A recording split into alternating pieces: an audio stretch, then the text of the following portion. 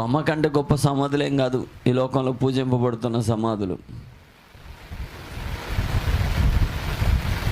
సమాధులను పూజిస్తే ఏమవుతుంది?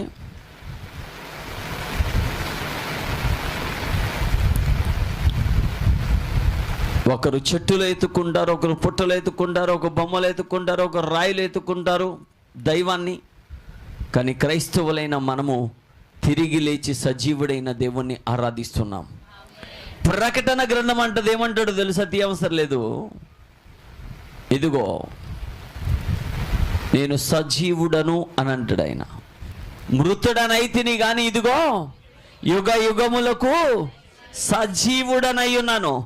ఏ యుగమందైనను సజీవుడైన దేవుడు ఆయనే. ఏ యుగానికైనా ఆయన పునరుద్ధానుడే. ఏ యుగానికైనా సజీవుడు ఆయనే. ఈ యుగానికైనా రాబో యుగానికైనా లేక పాత యుగానికైనా రాబోతున్న యుగానికైనా ప్రస్తుతం ఉన్న యుగానికైనా ఆయన సజీవుడు, శక్తివంతుడు, అద్భుతాలు చేయగలిగిన దేవుడు. ఆయన మాట్లాడగలిగిన వాడు, అద్భుతాలు చేయగలిగిన దేవుడు. ఆయన యుగ యుగములకు సజీవుడై ఉన్నవాడు నజరేయుడైన యేసు అని బైబిల్ చెప్తుంది.